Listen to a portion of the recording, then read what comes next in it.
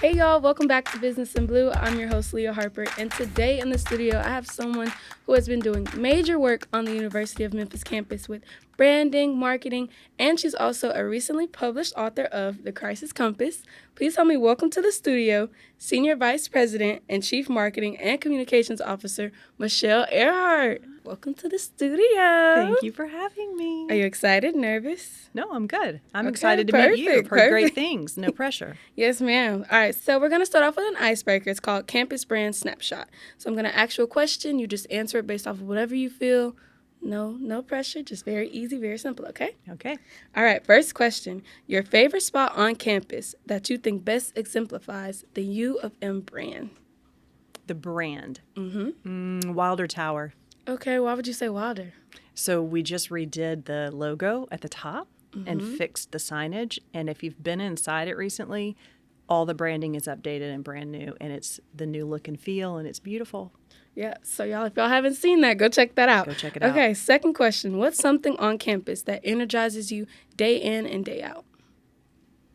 I'm afraid I have the same answer a lot of people probably have, but it's the students. Yeah. It's being in the UC and feeling kind of that energy and that vibe, and they bring the campus to life, and that to me is the epitome of it. Yeah, I love that. So what time on campus has to be your favorite time? Back to school. It's that first day when everybody's back on campus. I mean, think about it. Remember that feeling of new semester, and even if it's your first semester, new experiences. It's just fresh, and the energy is palpable. Yeah, I got the nervous flurries on my first day this year being a sophomore. I was like, I'm not supposed to be feeling like this. But No, I yeah, think that's I fine. definitely have to say that's probably one of my favorites too. Or in the fall when the leaves are changing and it's breezy walking to class. That have to be one of my favorites. So our last question is, if you were to come up with a hashtag that best describes U of M's marketing team, what would it be? I'm going to make up a word. Okay. It'd be #FabDaptable. Fabdaptable. Because they're Okay. fabulous, and they are completely adaptable and flexible. I have never met a group of people who are more dedicated to what they do and the craft that they have, but willing to turn on a dime because, as you know, it's Always unprecedented changing. times. Yeah. And so they're having to change what they do on a daily basis, and they do it with a smile on their face most of the time. And they're just fantastic people to be around every day. It's a great team. Fabdaptable. Fabdaptable. I I've love termed it. Yes, I love it. So we know you bleed tiger blue. You are a proud U of M alumna, and you earned your executive MBA here at Fogelman. So I want to know, did you ever imagine this full circle moment for you to come back professionally? No. I don't know that anybody plans their life out completely, but when I was in the executive program, I had just started at FedEx. And I stayed at FedEx for 22 years. Wow. And I really thought that's what I would do until that's not what I was going to do. So when I left FedEx, I credit being able to do what I did after that to the executive MBA program. Yeah. And what I mean by that is everybody gets what they need out of their education. But what I got out of the executive MBA program was the confidence and maybe even the ability to dream about opening my own business. I felt like I had the tools and the skills to be an entrepreneur. And I did that. When I left FedEx, I started my own small business, and I thought that's what it was going to be. Business venture for you? Well, you've already seen that my name is hard. Yeah. It's spelled crazy, but it's air, as in the air you breathe, and heart. And so I knew no one would be able to spell it easily. So I was thinking one day, I was doodling in a really long meeting, and I said, if I had my own company, what would I call it? What would it be? What would you just started dreaming, right? Yeah. And I came up with Hart Communications, HART, because that's part of my name. Yeah. But I wanted to do work that was meaningful and purposeful and meant something to me. So it really kind of played all into that. So that's what I did. I started a consulting company and was working in that area for about 2 years. And I thought I was coming to the U of M to perhaps get a new client. And we see where that netted me. Yes, I love it. So you have a really big job. Can you tell us what a day in the life looks like as the SVP and Chief Marketing Officer for the university? No, I can't. Because Wow. it's different every single day. Oh, okay. So if I told you what my day looks like and you asked me the next day, it would be completely different.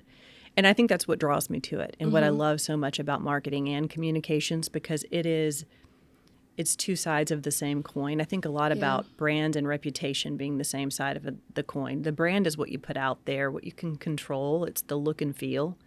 The reputation is what people think about you.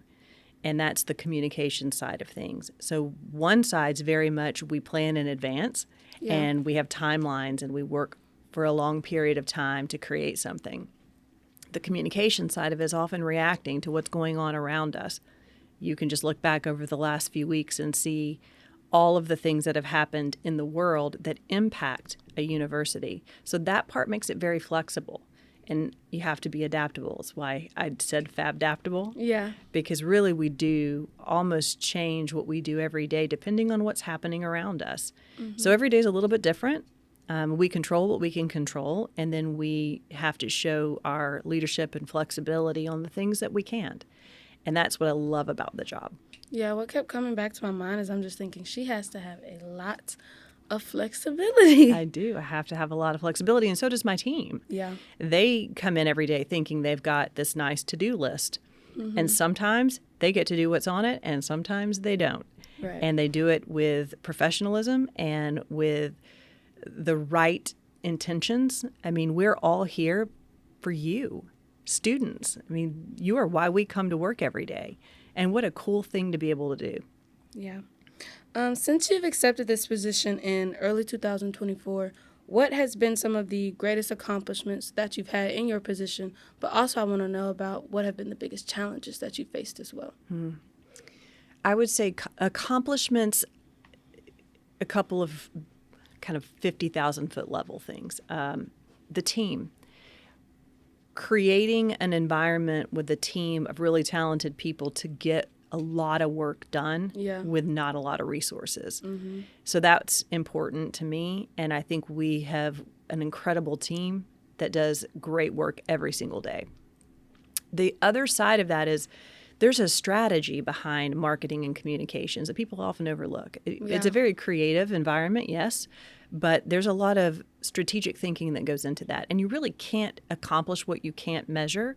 So one of the things I did when I first came in is starting to set up some things to help us measure our brand, help us measure sentiment around our communications and our social media, and looking at what we think we know and using data to help us guide our decisions. And it's what led us to the Leaping Tiger as being our all-in logo. I love that logo. And it's a great logo, and a lot of people love it because it's the first thing you see if you watch any athletics, which is typically how most people are introduced to our brand. We did some brand research, and it told us loud and clear that we have a couple of things going on. One is that we were a house of brands, and there were too many, and people were confused. And the other was that if we wanted to be a branded house, the one that everyone knew the most, resonated with the most, and were drawn most to was the Leaping Tiger. So now we'll go all in on the Leaping Tiger. We're making a lot of people happy because they can have access to it. It used to just be the athletic logo, and now it's everyone's logo. And I hope you've noticed on campus that things look a little bit different. I recently saw on the administration building that the banner had changed, right? Yeah. I did want to ask about that. Like, what things can we expect to see change more around campus with the new brand rollout? So if you've paid attention when you're driving around campus to the banners that go up on the light posts, those have changed with our new branding and our tiger blue. Look. We've also put specific coloring around tiger blue. We've all known what it is, but when you go to duplicate that in a mass quantity, suppose you're going to create a t-shirt or create something that's got tiger blue on it, we put PMS colors with it to make it easy for you to get the color right. Before, we were saying, here's an eye drop color, which gets pretty close, but then you started to see inconsistencies with the blue, and you saw some of that on our environmental branding around campus. So you're going to see a lot more consistency. You're going to see a lot more of that leaping tiger. And you're going to see things evolve because we don't have the resources to just overnight change all of the old branding to the new branding. So we're working really closely with our counterparts across campus to look at their budgeting cycle and say, when are you going to be investing in new things? That's when you bring on the new branding. So it's more of an evolution of the brand and not a revolution. Yeah, I like that. You like that? So with the rebrand and keeping in mind that we are a college campus, we're a college community, how do you think that's going to impact the students and impact the entire community here? My hope is that it's going to rally us around one central look and feel for the community that we serve and the community that we represent. It's going to be easier for people to recognize that we're all part of that University of Memphis community with that consistency. So I know that we touched on earlier the first day of school being the most exciting time of the year, but I personally am a homecoming kind of girl, and I know a lot of students are. So I want to know, what things can we expect with the new brand and homecoming and all of those things? That's a great question. We are going to do some exciting new things for homecoming this year. Now, we're going to absolutely, time-honored traditions stay the same, but we're going to do something a little different around the parade. The parade usually has more people in it than perhaps come out and watch it. And I think that just is a matter of trying to get the community more involved. So we're doing something different. We're going to have a block party. Oh, okay. I like that. We're going to call it Roar Fest. Roar Fest. We're going to have a concert on campus.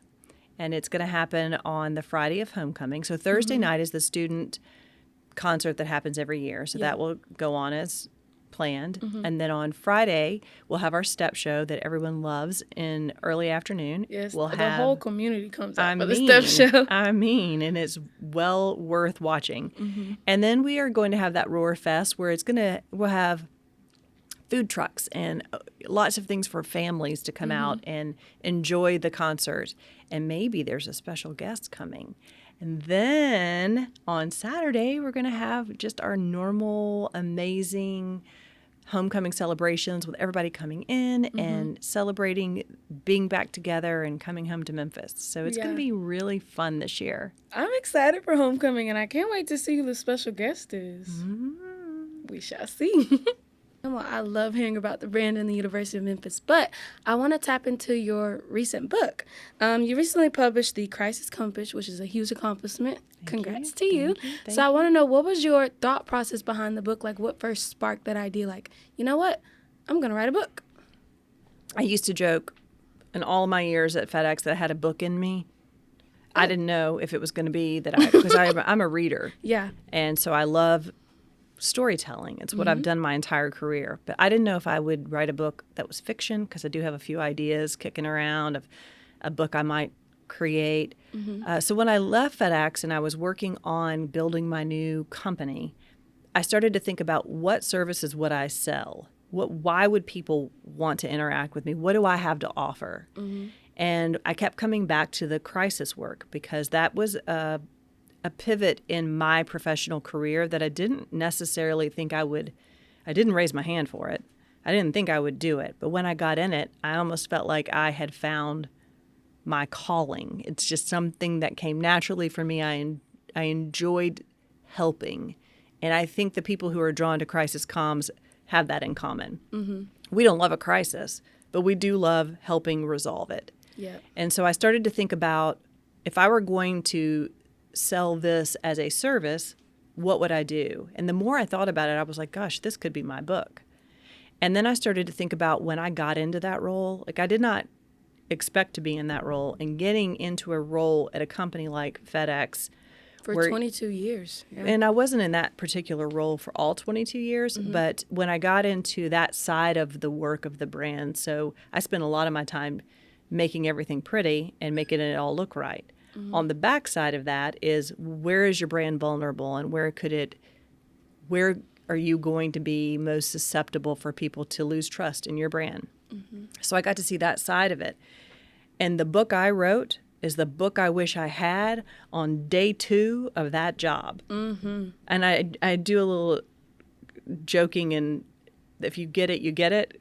But in the book, I talk about, I was in my first role of crisis communications for 4 months, and it felt like 5 years, because you really do get that much experience in that short of time. Mm-hmm. It's fast, it's furious, it's always on, and that's great for a while until it's not great because you've been doing it for 15 years and you're tired. Yeah.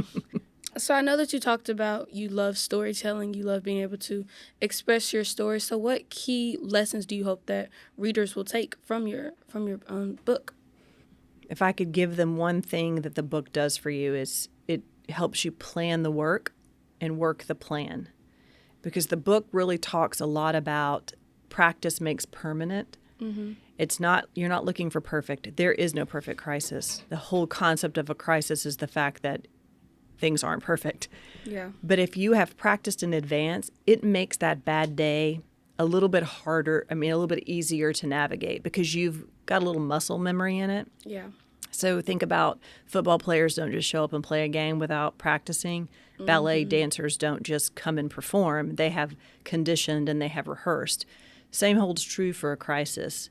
And I talk a lot about tabletop simulations and almost like play acting, sitting around a table and throwing a scenario out there and go, what would you do if this happened? It is amazing the difference that makes. And so the book talks a lot about how you can prepare yourself for a crisis. You're never going to know what the crisis is, but if you have done a little bit of the prep work, and I would say do a lot of the prep work, but if you've even done a little bit of the prep work, that day isn't quite so daunting. Most of the days that you have a crisis of a magnitude, and I do talk about a specific crisis that was really the toughest in my career. It's in the book. It's about an active workplace shooting that we were managing the crisis communications around. It's very emotional for a lot of people, but in a crisis role, you have to remove yourself from that and be able to focus on the job that you were hired to do. And in the practice makes permanent really is the game changer because it allows you to kind of flip that switch, at least it does for me, flip that switch and do what I was trained to do and not think about what's actually transpiring. I always tell people I am great in a crisis. I am just calm as a cucumber. Don't call me afterwards. I'm a mess. Then it all comes crumbling down, and I have to, do the human part of it. Yeah. So what I keep thinking of, what keeps coming to my mind, is a leader. That's what I'm constantly hearing within your story from what you've been sharing with me. So I don't know, when did you decide within yourself, you know what, I can be a leader and I can lead others? Was it in high school? Was it in college? When you got to FedEx? Like, when did you get the confidence to fully step into a leadership role? I think I was that kid in class that always talked too much and people called bossy. Yeah, me too. And now we call that leadership. So guess what? You're I'm a on leader. the way. I'm on the way. You are well on your way. I don't know that I realized it was happening, but at some point in my life I was in it, and I realized I was in it. And I have an entire chapter in the book that's probably my favorite chapter. It's chapter 8, and it talks about leading with your head and your heart. And I start that chapter off talking about leadership being a choice. And it is a choice. If you raise your hand to be a leader, you make that choice, and you have to make that choice every day. Yeah. And some days that's an easier choice to make, and some days it's a harder choice to make. But if you said, I'm going to lead, then you've got to show up on the bad days. And I spend a chapter talking about ways to do that. And it's as much for the leader as it is for the person who's being led. It's just a reminder that being human is part of all of this, and to look out for each other while you're in it. Yeah. So what advice would you have for students that are at the beginning of their leadership journeys and like leading here on campus? Yeah. Well, I would say raise your hand. You need to volunteer for those opportunities. Don't miss the opportunity to volunteer. And honestly, I wish my younger self I had said it's okay to fail. That you're going to learn as much by failing as you are by any of your successes. Yeah. I think the key is fail fast, learn from it, pivot, make it better, and move on. Fail fast. Fail fast. Never heard that one before. I stole it. I can't remember from whom I stole it from. Fail fast. I'll keep that in mind. So we are a college podcast, and a lot of our listeners are current students here. What tips would you give to students who want to tap into marketing and tap into branding and that side of campus? I think the first thing I would say, my tips would be around what you think you're going to do when you grow up may not be what you actually do when you grow up. So keep a curious mindset. Yeah. And it's hard because especially leaders like yourself who think this is what I'm going to do. If you decide midway through that you want to change your mind, that's okay. I've changed my mind a lot in my career based upon what was in front of me or based on things that I wanted to learn more about. For marketing and communications specifically, most of those students are already doing a lot of the work that we would have you do if I paid you. And that's being out on social media and being smart about your personal brand because it follows you everywhere. Yeah. But thinking around how do you connect with audiences? That's all marketing and communications is. Yeah, That's the crux. That's I the try crux of keeping it. that in mind with my position here. Besides hosting Business in Blue, I'm the marketing and communications associate for Fogelman. So like running the Instagram, the LinkedIn, TikTok, and everything. And that's something that I really try to keep in mind. Like, what do people truly want to see? What are they engaging with? Like, you want to make it very personal. And I think you guys are doing great for the university. Like, Oh, thank you. I think you're enjoy doing a it. great job. Thank you so much. Well, Michelle, thank you so much for joining me on Business in Blue, hearing your story from being the senior vice president, from FedEx to an author. You are a woman of many hats. And it's just been such an honor and such a pleasure to sit here and get to know you. And to our listeners, thank you for watching. Thank you for joining me for Business in Blue, all things business, all things Memphis.